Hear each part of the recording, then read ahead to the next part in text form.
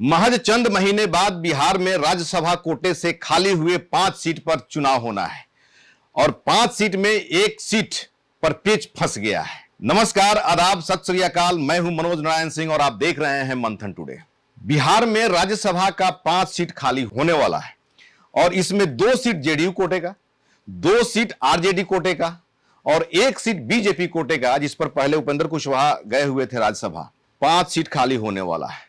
लेकिन विगत दिनों बिहार विधानसभा चुनाव में जिस तरह से महागठबंधन की हार हुई, उस हार के बाद आरजेडी अपना अस्तित्व बचाना चाह रही है और 1 सीट भी कम से कम चाह रही है कि 1 सीट मेरा निकल जाए।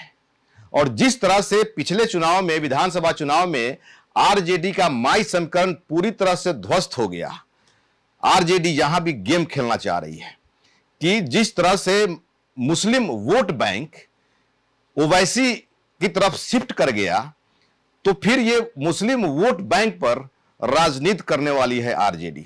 वो ऐसे कि जो चर्चा हो रही है कि आरजेडी हिना साहब को मैदान में उतारना चाह रही है और राज्यसभा के 1 सीट के लिए। और उसके बाद हिना साहब जो है, चूंकि वो पहले भी कह चुकी हैं कि या तो हमको एमपी का टिकट चाहिए या फिर हमको राज्यसभा भेजिए, विधानसभा में, विधान परिषद में वो नहीं जाएंगी। तो वैसी स्थिति में राज्यसभा के लिए हिना साहब को भेजने की बात चर्चा हो रही है।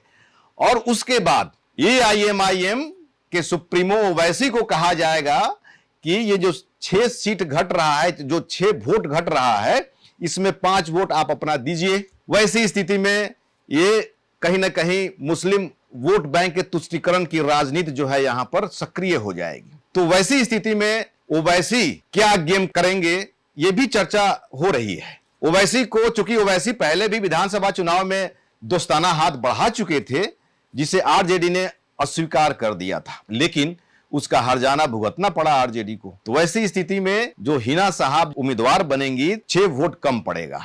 35 विधायक हैं, 41 जो है वोट चाहिए और 41 वोट के लिए 6 वोट चाहिए। एआईएमआईएम का 5 वोट और 1 बीएसपी के वोट की चर्चा हो रही है, या फिर आईपी गुप्ता भी हो सकते हैं। तो 1 वोट जो है कहीं ना कहीं मैनेज करना होगा, लेकिन मायने रखता है 5 वोट। और वैसी स्थिति में जो चर्चा हो रही है कि जब हमने कुछ लोगों से बात किया, तो वैसी स्थिति में बात यह सामने आई कि ठीक है, अगर हिना साहब बनती हैं, अगर उम्मीदवार बनती है, तो हम लोग 5 जो है वोट देंगे, लेकिन हमारी भी एक शर्त रहेगी। क्योंकि पहले जो है हमने दोस्ती का हाथ बढ़ाया, उन्होंने दोस्ती कबूल नहीं किया, लेकिन जहां पर अगर हिना साहब की बात है तो मैं वोट, हमारी पार्टी वोट दे देगी, लेकिन हमारी एक शर्त रहेगी। और शर्त क्या रहेगी कि 1 एमएलसी का सीट चाहिए। और एमएलसी के लिए भी जब चर्चा किया कि एमएलसी कौन बनेंगे भाई, कौन होंगे आपके एमएलसी के प्रत्याशी, तो चौंकाने वाला नाम सामने आया आदिल हसन का। आदिल हसन ओवैसी के बहुत प्रिय पात्र हैं और बलरामपुर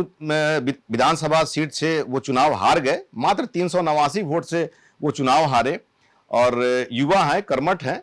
और ये माना जा रहा है कि ओवैसी भी चाह रहे हैं कि विधानसभा में तो मेरा प्रतिनिधित्व हो रहा है, लेकिन विधान परिषद में मेरा कोई नहीं है, तो कम से कम आदिल हसन जाए। और वक्ता हैं, ओरेटर हैं, अच्छा बोलते हैं। तो ये प्रयास है एआईएमआईएम की कि आदिल हसन को एमएलसी बना दिया जाए।